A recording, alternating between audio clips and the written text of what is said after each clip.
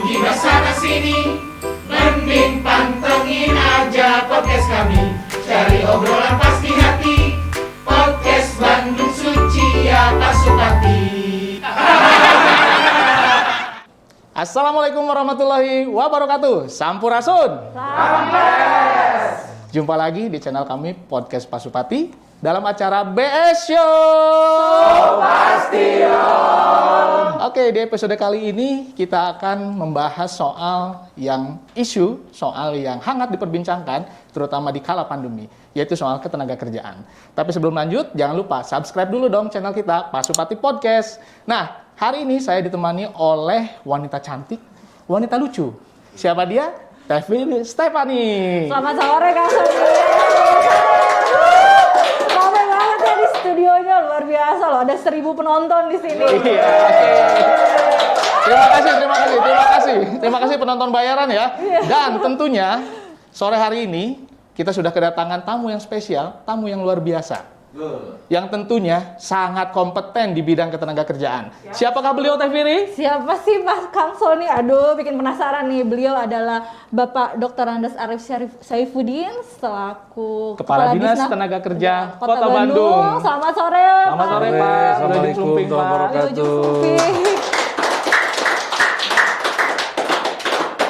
Pak Arif, selama kurang lebih 30 menit ke depan nih Pak Arif, kita akan bicara soal ketenagakerjaan tentunya di Kota Bandung nih Pak Arif. Yeah. Tapi sebelum itu Pak Arif, saya pernah lihat Pak Arif ini kok bisa muncul di YouTube nih Pak. Ada lagunya kalau nggak salah Tepang di Bandung, Tepung di Bandung ya Pak ya? Tepung di Bandung.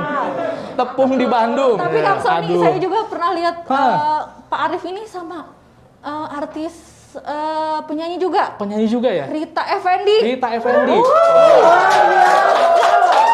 Ternyata nih, so pasti semua, Pak Arif ini selain sebagai Kepala Dinas Tenaga Kerja, beliau juga adalah musisi di Kota Bandung. Dan gak lengkap dong, kalau musisi gak nyanyi dulu. Karena udah ada gitar di sebelahnya. Dan ini kita pertemuan kali ini adalah spesial sekali. Kenapa? Karena Pak Arif belum meluncing lagunya, yang akan dinyanyikan. Tapi kita akan dengarkan semua di ruang podcast ini. Silahkan Pak Arif. Jadi betul saya sedang menyelesaikan lagu duet bersama Rita Effendy. Lagu yang pertama adalah recycle lagu ciptaannya Mas Aji Sutama. Aku Cinta Dia, yang pernah di hit oleh almarhum Mas Chrisye ya. Nah, lalu juga yang lagu kedua itu saya duet juga dengan Rita Effendy, lagu baru ciptaan Mas Aji juga yang judulnya Bucin. Weh. Apakah bucin? Tapi bucinnya bukan budak cinta. Bukan budak cinta. Tapi bucin di sini bunga cinta. Tuh. Jadi gimana ini, saya harus ngebawain itu lagu yang saya rekaman dengan Rita. Silahkan Pak. Boleh Pak. Nah, berarti lagu ini dulu deh, lagu Aku Cinta Dia ya. Siap Pak Arif. Nanti yang bucinnya dibawa di akhir. Iya. Di saat kau berjalan di muka rumahku, penuh gaya tersit pandanganku, hingga ku terpesona. Siapakah dirimu? Hati pun ingin tahu segera. Di manakah rumahmu? Siapakah namamu? Sebutkanlah, ku ingin berkenalan. Terimalah salamku. Gayamu dan wajahmu terbawa dalam mimpi diriku, di mabuk asmara. Semuanya hati yang berbunga pada pandangan pertama.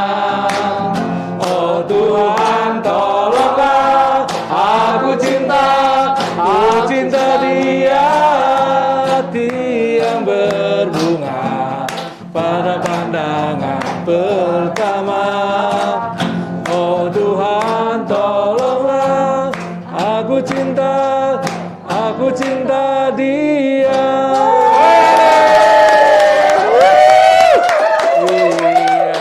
Matur nuhun. Aduh, jadi insecure ya. Ini, aduh. Jadi insecure banget ya dengerin suaranya Pak Arif. Pak Arif, ya money having pisan suaranya Pak Arif. Luar biasa. Aduh, ini kalau udah dengerin musik jadi lupa apa yang mau ditanyain yang benar bincang nih. Luar biasa. Aduh, luar biasa Dulu kan sekali. cita-citanya pengennya jadi artis. Jadi artis sebetulnya, tapi Pak. terdampar jadi Omar Bakri, jadi PNS. Iya. Jadi sekarang profesi utamanya penyanyi, Pak. Oke, baik Pak Arif, kita bincang-bincang lagi soal tema kita tadi, Pak, soal ketenaga kerjaan tentunya.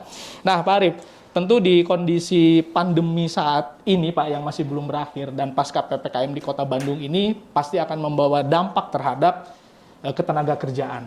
Nah, Pak Arif, bisa cerita sedikit, Pak, kondisi ketenaga kerjaan di Kota Bandung ini seperti apa ya, Pak ya? Ya, begini, bahwa Dinas Tenaga Kerja ini mempunyai tugas salah satunya menyelesaikan permasalahan pengangguran. Kita ini ada apa namanya permasalahan yang kita hadapi yang lumayan juga cukup berat, bahwa Indonesia saat ini sedang mendapatkan bonus demografi sebanyak 65%. Nah, bonus demografi ini adalah di mana usia produktif ini saat ini lebih besar dari jumlah penduduk. Kebetulan Kota Bandung pun saat ini bonus demografi ini adalah 65%. Artinya jumlah usia produktif lebih banyak. Yang menjadi permasalahan adalah tidak berbanding lurus dengan lowongan kerja. Seharusnya bonus demografi ini menjadi sesuatu hal yang menggembirakan ketika lowongan kerja itu memang berbanding kondisi si bonus dengan lowongan kerja. Nah, kita ini tidak berbanding sehingga ini menjadi satu permasalahan. Ditambah, jadi tahun 2019 itu saya sudah memprediksi bahwa jumlah pengangguran akan naik. Dan betul saja di tahun 2020 itu naik 3,03%. Yang tadinya 8,16 menjadi 11,19% kalau tidak salah. Nah, artinya ada 0,3%, 3,03%. Nah, ditambah tiba-tiba datang pandemi COVID. Jadi kalau sudah jatuh tertimpa tangga lah gitu. Tapi namun demikian kita juga harus optimis untuk bisa menyelesaikan itu. Kita melakukan berbagai langkah, apakah dengan menciptakan wirausaha-wirausaha baru yang ada, kita mengadakan kegiatan pelatihan-pelatihan yang berbasis masyarakat, pelatihan berbasis kompetensi, termasuk juga pemagangan. Seperti itu, Kang. Baik, luar biasa Pak, ya, luar berarti biasa sekali di ya. masa pandemi ini di Snaker itu luar biasa kerjanya ya Pak ya. Ya, memang, tapi alhamdulillah juga kebetulan kami juga punya mitra kerja yang luar biasa nih dalam menyelesaikan permasalahan ketenaga kerjaan ini, yaitu yang selama ini kami bangun dengan BPJS Ketenagakerjaan. BPJS Ketenagakerjaan. Karena di sana juga BPJS Ketenagakerjaan banyak membantu kepada para tenaga kerja yang dari mulai dia yang kecelakaan, lalu dia yang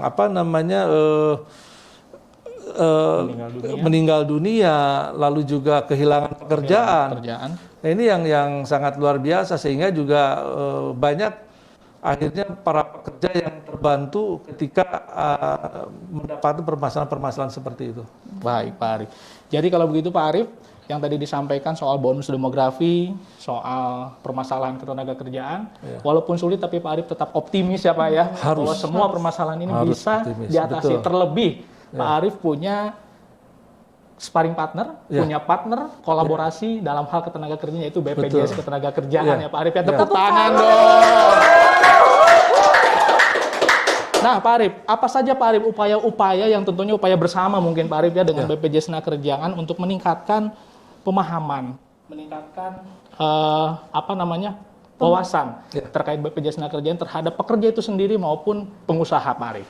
Yang pasti kita sering bertemu apakah dalam acara sosialisasi ataupun dalam rapat-rapat, kita selalu sampaikan. Apalagi untuk para pekerja yang formal. Artinya mereka memang harus dilindungi, mendapatkan perlindungan. Mendapatkan perlindungan. Kami berikan pemahaman kepada para pemilik perusahaan itu harus betul-betul memperhatikan para pekerja dalam hal perlindungannya. Kenapa? Karena ketika dia mendapatkan kecelakaan, kalau dia tidak mendapatkan perlindungan, dia bagaimana mau membiayai? Betul, Pak. Ini banyak juga yang akhirnya si pekerja itu kalau dia tidak punya perlindungan dari BPJS Sosial, ketika dia celaka, dia harus mengeluarkan uang sendiri, dan biaya itu kan tidak murah dan tidak mudah bagi para pekerja. Lalu juga yang ketika terkena PHK, Betul, Pak. yang meninggal seperti itu. Jadi saya sampaikan kepada mereka bahwa perlindungan itu diberikan kepada para pekerja. Bahkan saya mulai berpikir lebih jauh lagi, jangan hanya para pekerja formal, yang informal itu harus kita bekali itu. Harus dilindungi, Pak. Harus dilindungi juga. Untuk apa? Untuk memudahkan mereka ketika dia mendapatkan permasalahan apa kecelakaan, lalu apakah juga misalnya kematian. Betul. Jadi resiko itu tidak pandang bulu, Pak ya. Betul. Tidak pandang hanya pekerja formal saja, tapi pekerja yang informal pun tetap mempunyai resiko, Pak ya. Nah, terkait hal yang tadi nih Pak, sebenarnya tingkat pemahaman dari pemberi kerja itu sendiri udah cukup tinggi belum Pak di Kota Bandung sendiri terkait program dari BPJS Ketenagakerjaan itu sendiri, perlindungannya seperti apa? Kalau saya lihat sih sebetulnya di pekerja formal, perusahaan-perusahaan itu sudah banyak sekali lah, persentasenya sudah tinggi.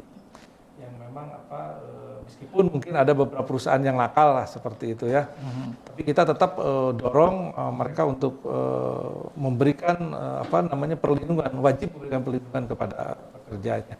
Nah ini saya sekarang juga sedang melakukan terobosan yang lain, karena yang pekerja ini kan tidak hanya di formal, yang informal ini juga harus kita selesaikan juga.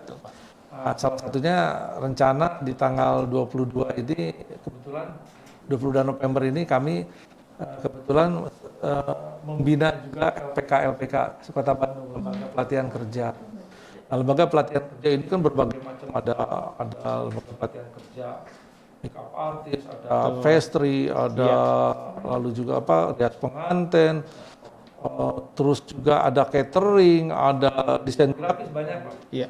Nah, saya pikir ini lembaga-lembaga pelatihan kerja pun harus sudah kita sentuh juga. Karena di lembaga pelatihan kerja juga mereka juga punya pekerjaan juga gitu. Di samping si lembaga pelatihan kerjanya juga. Betul. Nah, ini harus kita sisir juga. Bahkan yang lalu kita juga mencoba masuk di di pasar baru waktu itu kan.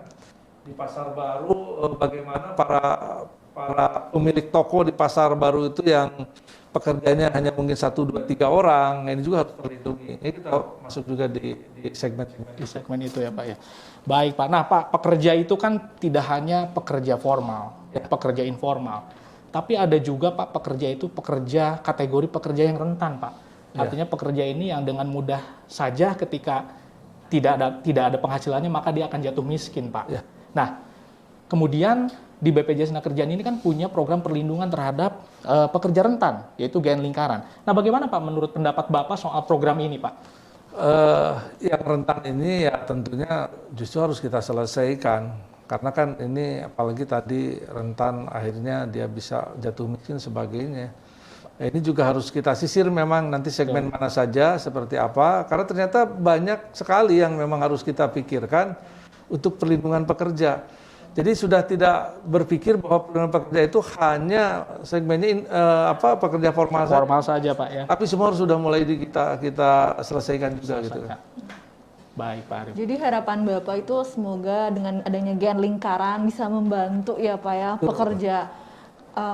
pekerja rentan yang tidak terlindungi sebelumnya menjadi terlindungi. Kan ketika dia mendapatkan perlindungan kehilangan pekerjaan, maka ketika mendapatkan dari BPJS mungkin itu bisa menjadi modal buat dia bagaimana bangkit, apakah sebagai modal wirausaha dan sebagainya. Iya. Nah Pak Arif, tentunya kalau bicara soal ketenagakerjaan ini ada dua sisi Pak. Ada sisi pekerja, ada sisi pengusaha. Yang tentunya ini berbeda nih kadang-kadang kan gitu Pak ya. Bahkan seringnya berbeda Pak ya. Pengusaha inginnya upahnya biasa-biasa aja, pekerja inginnya upahnya tinggi. Nah, ini bagaimana perannya Pak Arif nih sebagai Kepala Dinas Tenaga Kerja untuk menjembatani kedua kepentingan ini agar harmonis Pak? Gini, Kan sebetulnya kalau saya berbicara UMK itu semangatnya semangat naik. Oke, betul. Mungkin ketika saya bilang semangat naik, para pengusaha, wih kok Dinas Tenaga Kerja berpihak, padahal tidak seperti itu. Gini, ketika semangat naik berarti mencerminkan ekonomi di Kota Bandung itu bagus. Bayangkan kalau misalnya upahnya tetap atau turun, artinya roda ekonomi kita jelek dong. Nah, tapi begini, ketika berbicara UMK itu naik, tentunya harus berdasar dan bisa dipertanggungjawabkan. Maksud dari sana adalah bagaimana kita menyelesaikan UMK itu betul-betul menggunakan peraturan yang ada dengan data dari BPS yang memang bisa dipertanggungjawabkan sehingga betul-betul hasilnya itu real. Hasilnya real sehingga tidak memberatkan perusahaan maupun juga tidak merugikan para pekerja. Itu jadi maksud naik itu adalah yang bertanggung jawab dan berdasar. Berdasar, baik. Naik yang bertanggung jawab dan berdasar. Tentunya kalau dilihat kondisi ketenagakerjaan di Kota Bandung ini harmonis ya Pak ya, kondusif. Betul. Seperti harmonisnya nada-nada yang dinyanyikan oleh Pak Arief tentunya Pak Arief ya. Tapi tahan dulu Pak Arief, nanti kita akan bincang lagi di sesi berikutnya dan ada yang mau lewat berikut ini. Sok, mangga.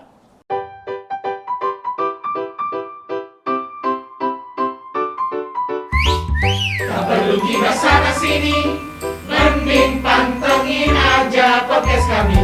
Cari obrolan pasti hati, podcast Bandung Suci ya Pasupati. BS Show, so pasti dong. Kembali lagi di sesi kedua ini. Tapi ngomong-ngomong, Teh Firi, ini kok tamunya nggak disuguhi ya? Mana nih? ya. Dek, Adek, disuguhi dong. Dek Bintang. Oh Tuhan tolonglah. Aduh, ini nyanyi apa nih? Ku cinta dia. Pasti mau minta diajak duet. Gimana Pak Arif? Suara saya cocok untuk jadi pesepak bola nggak? Wah, kayaknya harus segera rekaman. Harus segera rekaman ya. Rekamannya sendiri aja, dengerin sendiri ya. Atau buat sendiri dong nantinya. Iya Pak Arif, tadi saya dengar udah nyanyi satu lagu tuh. Saya kira tadi konser Pak. Oh, Mau siap. masuk sini kirain ada tiket masuknya. Wah. Ternyata suaranya Pak Arif ini sopan banget di telinga. Sopan banget, nggak usah amit-amit, langsung masuk aja dia. Iya. Ngeflow ya, ngeflow ya. Flow. Ini Pak Arif udah PNS, Ya. udah penyanyi juga. Pak Arif ini merambah mana sih sebenarnya? Cita-cita waktu kecil lah. Itu apa Wah, sih? Mas. Dulu saya tahun 89 itu ceritanya ikut festival Pop Singer HAPMI tingkat Kota Bandung. Betul. Himpunan Artis Penyanyi Musisi Indonesia. Saya juara di Kota Bandung.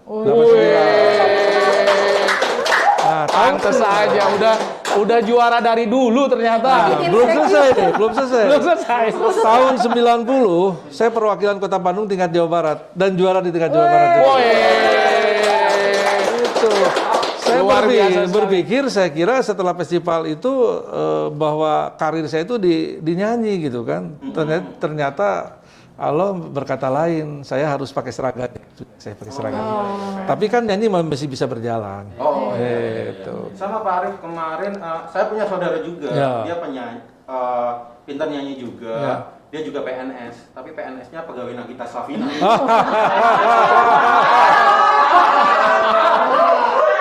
Ya namanya dituntut lucu kalau gitu. Jadi ya inilah nanti buat motivasi saya juga Pak. Saya kan tadi suaranya kan lumayan Bagus. bagus ya? Bagusnya nggak diolah nyanyi ya, sih. harus diolah. Bagusnya nggak nyanyi. Harus lebih diolah. Serap-serap banjir ya Bu, iya. Nah, iya. Terus gimana ini Pak Sony? Untuk tadi saya dengar katanya ada GN Lingkaran ya? GN Lingkaran itu dana CSR dari perusahaan Betul. yang akan dialihkan untuk pekerja rentan. ya, Memberikan Pak? perlindungan betul, tenaga betul. kerja rentan. Dengan tenaga kerja. Wah itu apa namanya informasi yang sangat luar biasa itu. Iya, semoga program seperti ini lanjut terus lah ya Pak ya. Amin. Terus saya di sini ngapain ini? Udah? Udah, Saya mengantarkan minuman, saya sama mengantar rezeki aja, Pak. Oh iya. Bukan menjemput rezeki. Bukan aja buat Kirain mau duet sama saya. Oh iya. Nanti kita duet, Pak. Di sesi lain lah. Nanti ada suara merdu, suara sumbang. Suara 1, suara 5 ya. Suara lima saya. Oke, gitu aja Pak Arif, saya mohon izin ya Pak. Ya, terima kasih minumnya ya. Oh iya Pak. Mangga Pak. Oke, makasih ya De Bintang ya. Makasih, De Bintang. Tepuk tangan dong. Luar biasa ya Dek Bintang. Luar biasa sekali De Bintang ini. Iya Pak, jadi dengan Bapak nyanyi tadi Pak, ternyata sudah menginspirasi teman-teman kita di sini Pak. Itu kan udah bintang itu di langit, Bintang di langit Pak, di atas. tapi dia di bawah Kalau Pak. ini-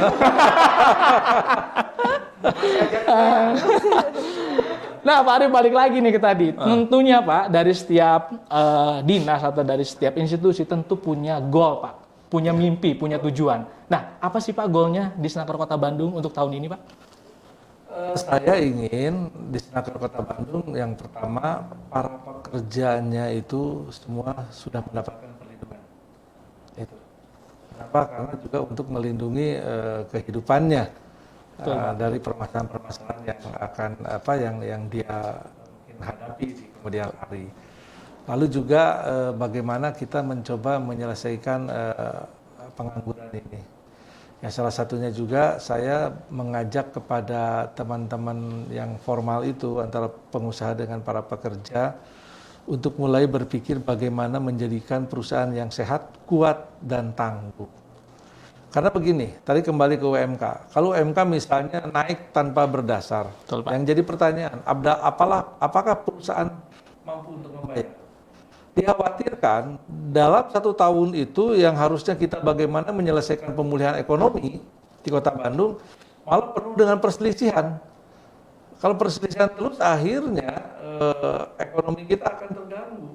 Yang rugi siapa? Termasuk juga perusahaan terganggu, pekerja juga terganggu, dan juga lebih luasnya ya pendapatan para pekerja, perusahaan termasuk juga pendapatan terhadap pemerintah juga akan terganggu seperti itu.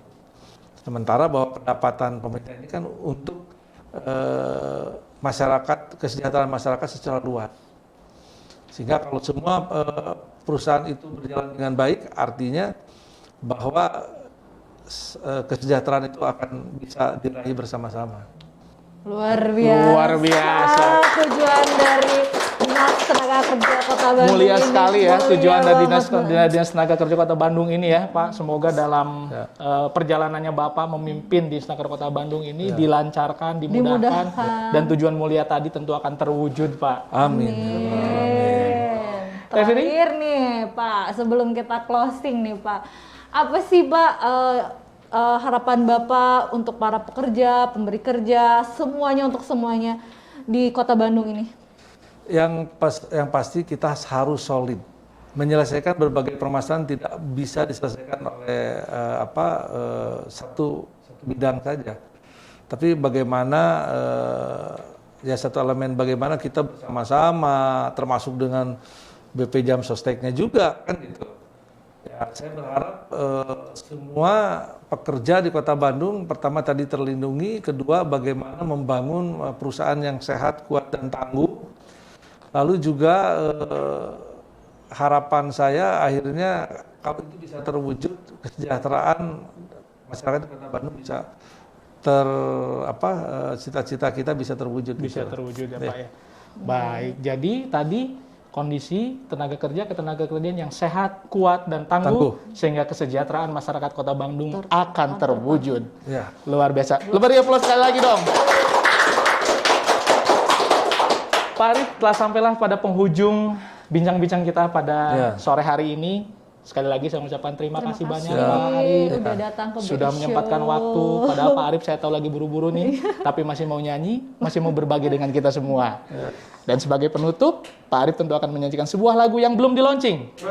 Ya, tapi kita punya kesempatan. So pasti semua punya kesempatan untuk mendengarkan lagunya yang belum di-launching tersebut. Nah, Pak Arif di penghujung acara seperti tadi janji di awal, Pak Arif akan menyanyikan sebuah lagu lagi, Pak Arif. Dan saya tutup dulu di pertemuan kali ini. Sampai ketemu lagi dengan BS Show di episode berikutnya yang tentunya dengan tema yang menarik. Dan tetap pantengin BS Show. Jangan lupa like, komen, subscribe channel kami Pasupati Podcast BS Show.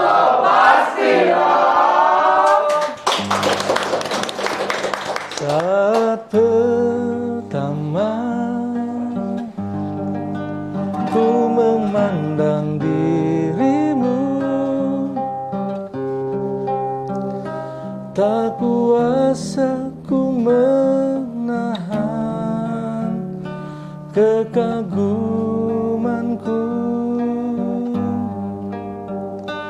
Ku yakin pasti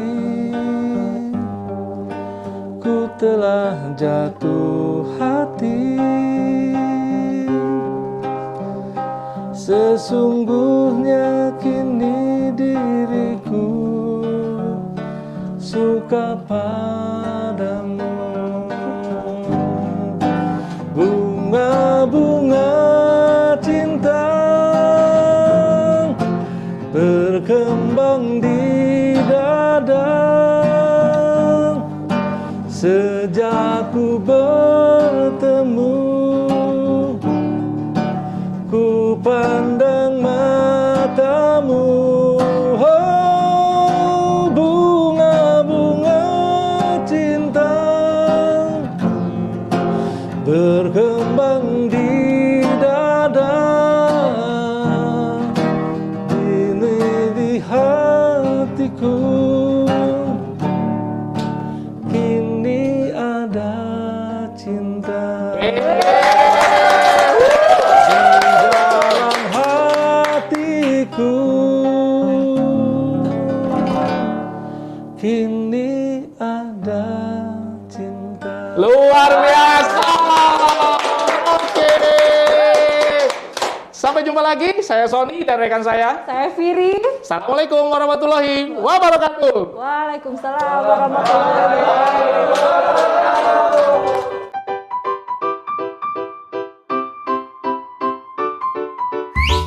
Tak perlu gibah sana sini, mending pantengin aja podcast kami. Cari obrolan pasti